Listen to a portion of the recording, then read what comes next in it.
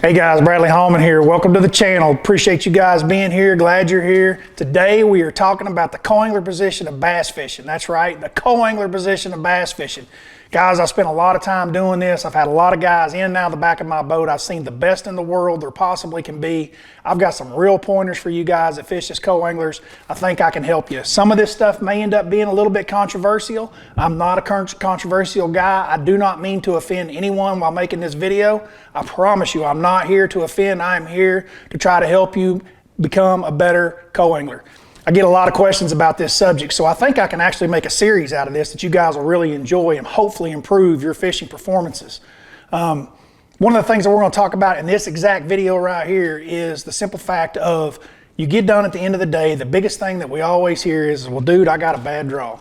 Dude, my guy wasn't on him. Dude, I didn't have anywhere to fish. This is the part you're not going to like. 9 times out of 10, it has more to do with your fishing ability than it has to do with the guy that you drew out with. Don't believe that?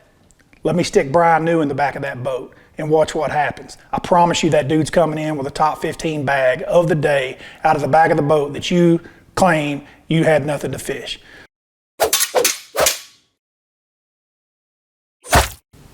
All right, guys, let's start this off with, I'm going to get a lot of feedback on this, so there'll probably be a follow-up video to this, possibly another, because this is a really in-depth conversation.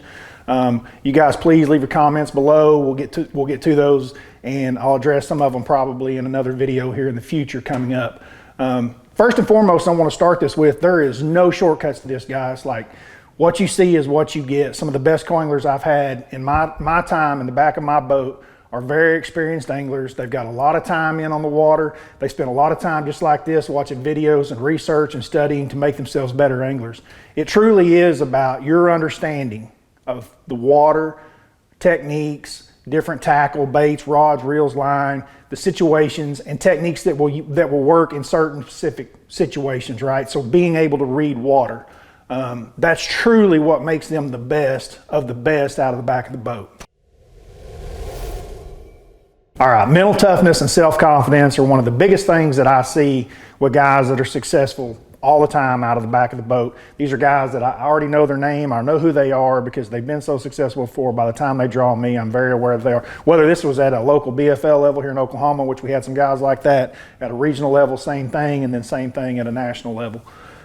These are guys that are very confident in what they do, but one of the biggest things that they have is their mental strength. Dude, it's tough in the back of the boat. That is the reality of the game. That's what I mean by understanding the position. Hell, it's tough in the front of the boat, but it's really damn tough in the back of that boat because you are fishing used water.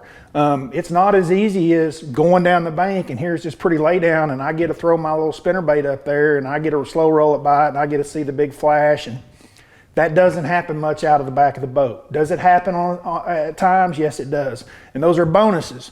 But for the most part, it is a freaking grind back there, right? And so understanding that at any point in the day, something magical can happen and believing in that and having confidence that it's going to happen are the things that I see an advantage for the guys that have done this for a long time and are very successful at it. They're very laid back, they're very confident, and they get the job done. And they believe it and know it in their heart that it's going to happen. Let's just start with the experience. The first thing is generally there's a meeting. This was pre-COVID. You know, we would all meet in a certain place. You know, the computer randomly draws, you know, you out with someone that you've probably never met before, and you're going to go fishing for the day, right? This is how this all lays out. Understanding the game and understanding being prepared the way that I talked about before really helps you at this situation right here.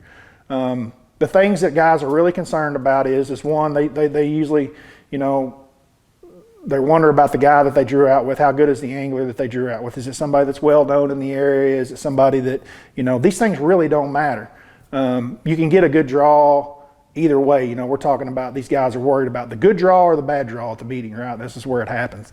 And they base that upon, you know, well, I drew this guy that's real locally known. He's one of the best fishermen on the lake, blah, blah, blah, blah, blah. That doesn't necessarily mean it's going to be a good draw for you. A lot of times, quite frankly, the better the fisherman is in the front deck and the more that he understands that water, while yes, you may be around more fish throughout the day, possibly, the less likely he is to skip the productive areas. because he knows those productive spots so well. So you can't really judge it so much on that, even though a lot of guys do at the meeting. Another thing guys are really concerned about at the meeting is you know, what type of water are we going to be fishing? Because you're limited somewhat to how much you can bring, right? Because you can only carry so much on your shoulder and in your hand. And this is a big question that we need to ask, you know, for a lot of guys that are watching this that are either inexperienced, haven't fished a lot of co-angler tournaments, or if it's your first time. I tell all my guys that it doesn't really matter to me what you bring. Some tournament organizations have rules on a rod count or whatever, but it doesn't really matter to me.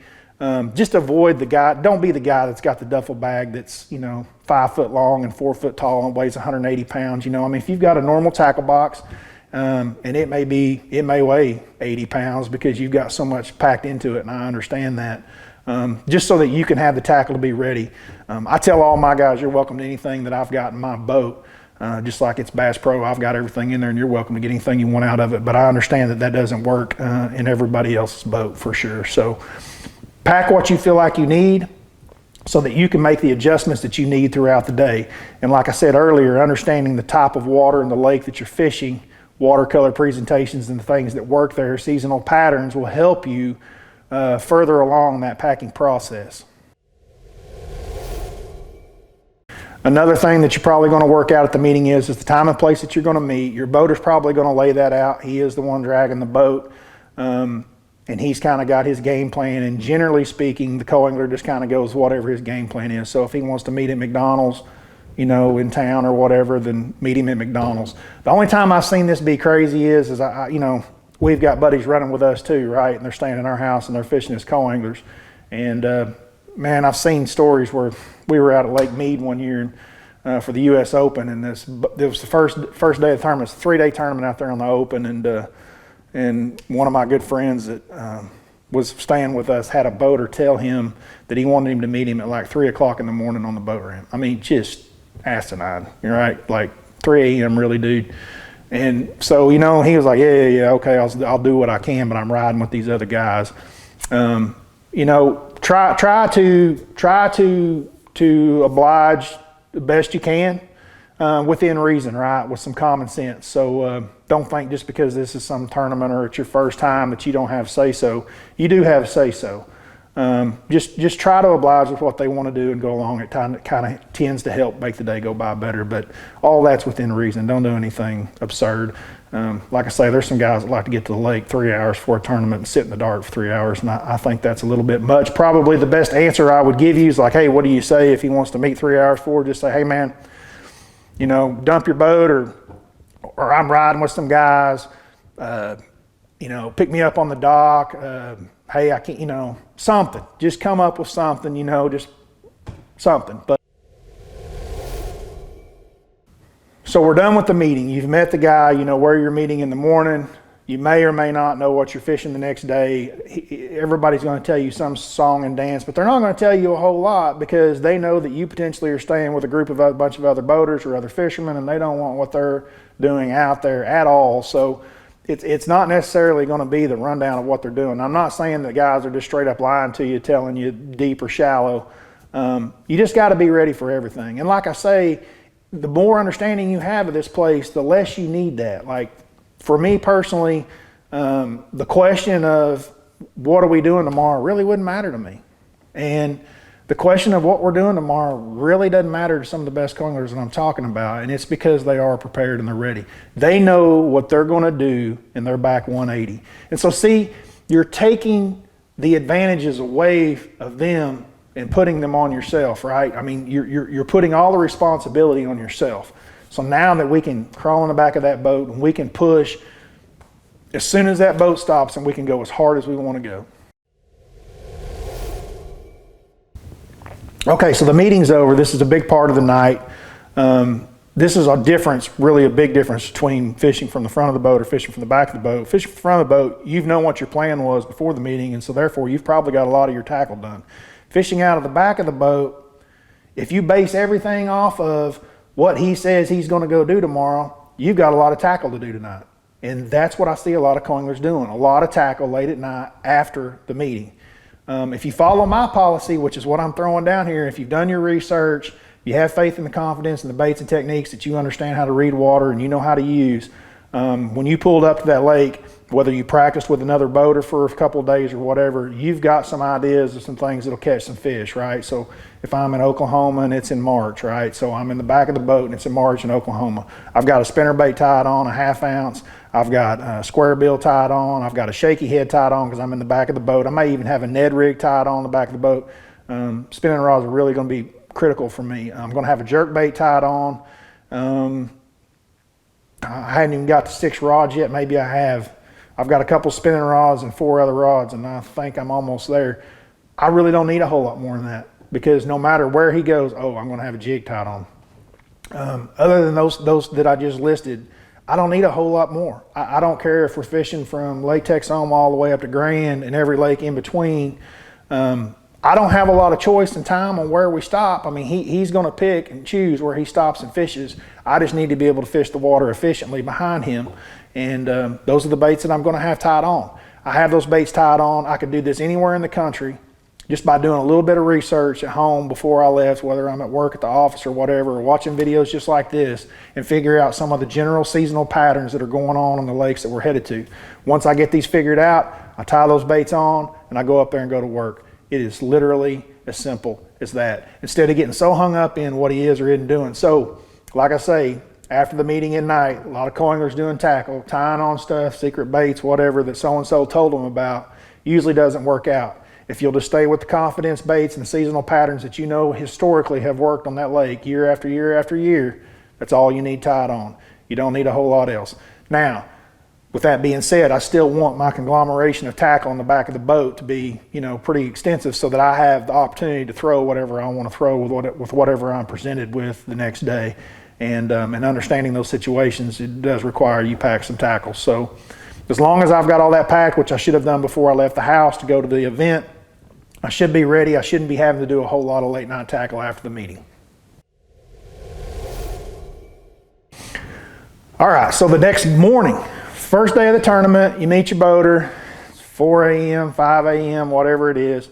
You guys meet up, you dump boat. So this would be a big one if you're new. Or don't worry so much about if you don't know how to back a trailer really well, or if you feel uncomfortable backing the trailer, just speak up. Dude, I've done it my entire life. It's not a big deal to me. If some boater acts like it's a big deal that you can't back up his trailer, he's wrong. He's wrong. Just don't worry about that. It's not that big a deal. Me personally, when I get a guy that says, hey, he's not that comfortable with it, I just stick him in the boat. Maybe he's not comfortable with the boat. I don't care. Trim the motor down on the boat so that the skeg's not sticking up in the air. I unhook everything. I put my co-angler in the boat. I back him down the water.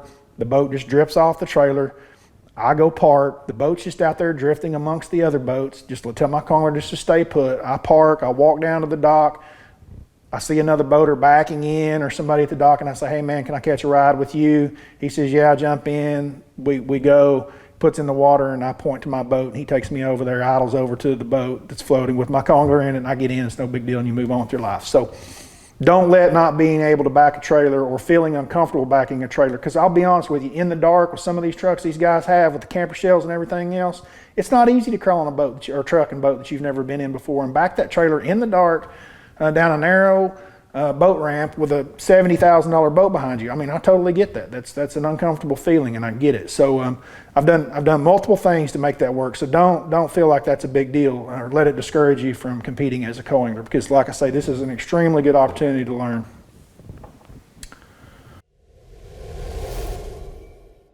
Okay, so you're floating out there together. You're fixing to blast off. You're going fishing for the day.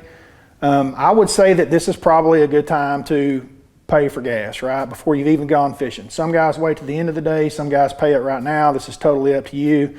This is a question I get all the time. What is the correct amount of money to give someone for gas? I have been doing this a long time, and money for gas is not a big deal to me. I don't care if I get it or don't get it. I've never said one thing about a guy that's never given me any money at the end of the day. You do hear these stories where boaters are like, oh, so-and-so, he didn't give me any money at the end of the day. I mean, I guess everybody has to have something to gripe about, right?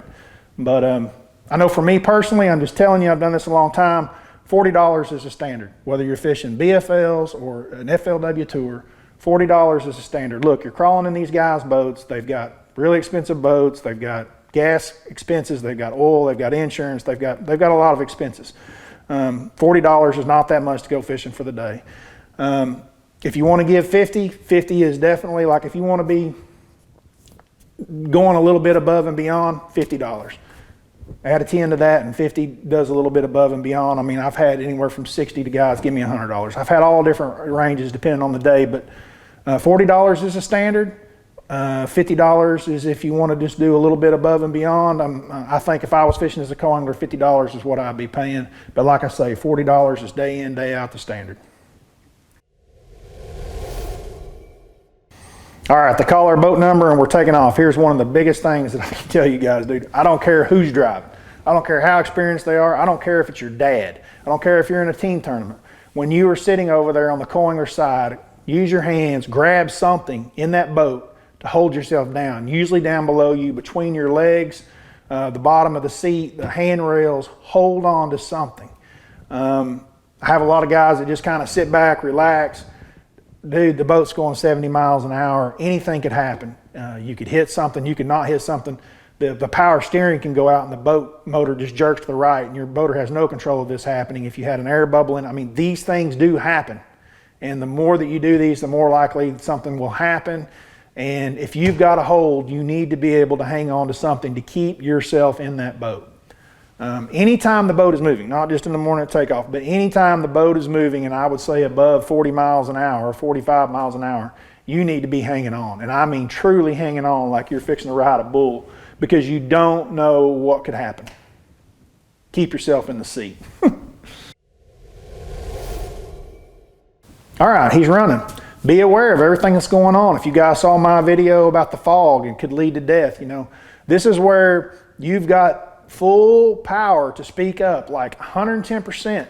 You've got someone that you do not know. You do not know how safe, unsafe he is. If there are things going on with this boat driver next to you that you do not like and you do not feel comfortable with, bump him. Speak up. Say, hey, you know, it's too foggy. I can't see. It's cloudy. You know, something that you think is unsafe, dude, speak up. Please speak up. Everybody has the right. It's your life too, dude. It's the life with the guy in front of you and the guy behind you. Nobody knows what's happening there at takeoff sometimes with people that are in the boats next to them. So please, please speak up. All right, we're stopping at our first fishing spot. It's first thing in the morning. The first thing I'm going to be thinking about is some type of topwater, probably, depending on the time of year, unless it's just extremely early. But first thing in the morning is your best opportunity as a co-angler fishing the back 180 that I'm going to have to catch a big fish, right, to put me ahead. So that's the first thing I'm going to focus on, where he stops the boat, what opportunities do I have, looking out at the landscape of the water, what is he fishing, and can I throw some type of topwater? Maybe he's throwing a spinnerbait, maybe he's throwing a square bill, maybe he's throwing a jerkbait. That gives me the opportunity first thing in the morning to pick up a spook or a buzzbait or something like that. That, yeah, I'm not going to get as many bites, but I'm going to have the potential to catch a big one. Because later in the day, as this thing progresses, the more likely I'm going to be with some type of finesse presentation in my hand, just trying to catch a fish, right? Just trying to get 3, number 4, number 5, whatever that be. It's going to take some finesse presentations, and you're not going to have this opportunity to swing. So as a co-angler, the best opportunity to swing is in the morning, no doubt. And what I mean by swing is swinging by throwing presentations that give you the opportunity to catch a big fish. All right, I've drawn a guy that has decided to start on a rock riprap bank, right? This is pretty common. He's pretty tight to the riprap because he's trying to 45 or parallel the riprap, and you don't really have the opportunity to fish it at a very consistent angle, right? So he's got you in the back and you're kind of up against the wall. This happens in places, the steeper the places are. So like, the steeper and deeper that they are, the more horizontal your boater's going to position that boat to the bank. So like if it's something like Lake Cumberland, and this is an example over in Kentucky, that's a very vertical bank, Table Rock, places like that are going to position their boat to where they are closer to the bank, and it gives you less of an advantage to throw, okay? First thing I would suggest is probably, you know, if he's really that tight to the bank, ask if he minds if you throw, you know, to the front of the boat, but stay behind his cast, right? So he's casting, and then you're throwing, just, you know, and ask him if he minds if you stay behind his cast. That's one way to take advantage of that. Some guys don't mind at all. Some guys are going to be like, don't throw up here. That's just going to be the difference in the draw you get, right? So does this make this a good draw or a bad draw? If you've got the mentality that I'm talking about, it doesn't make a damn, right? You can fish the back 180 effectively. So this is one of the bad situations guys are put in. If he's tied on that bank and he won't allow you to throw up there in front of the boat and bring your bait back as he's moving forward, when you fire backwards out of the back of the boat, one, you're fishing over water that the boat's already came across. So if it's clear water, you run the risk of them spooking fish, right, that are right up on the bank. So stay off the bank, right? Number two, anything that you throw that far behind the boat and you come back to you, it has a tendency to get hung up. And the guys are not just going to turn around and go back for every single bait that you hang up all day. So don't be throwing mega basses out of the back of the boat. That's my point here. Find some other type of jerkbait, because you don't want to be firing $30 jerkbaits back there and hanging up and possibly breaking them off. Understanding water and being able to read water is what makes you more effective here. I'm going to suggest that probably an underspin swim bait, a swim bait. I guess a lot of the events you could throw an A-rig, while yet the A-rig could be hung up a lot, depending on what type of cover we're talking about. If it's bluff walls, a table rock, man, that's a great place to be throwing a swim bait or an A-rig if an A-rig's allowed, as long as there's not timber. But you want to stay off of just the direct bank, because the boat's going to be bumped up to the bank. You want to be able to make long casts away from the boat so that you've given the fish time, whatever the boat came across, you want to give them time to kind of relax. The boat's gone by. And believe me, just the boat coming over the top of a fish and then it keeps going, it's really not that big a deal to those fish that could be down there 15, 20, 25 foot deep. You fire a swim bait out there and that fish is 25 and you're reeling it at 15 real slow, and it's got that nice little tail kick to it, and you got the little spinner on the underspin spinning, I promise you they're still going to come from 25, 10 foot up and eat that thing. Because the boats, it's been a minute or so since it went on past, and that's just part of their environment. They're pretty used to it. So this is what I mean by understanding situations and what you understand the lake and the presentations that you can get and give. The only thing that can make that presentation tough is if the guy's just really burning and going fast.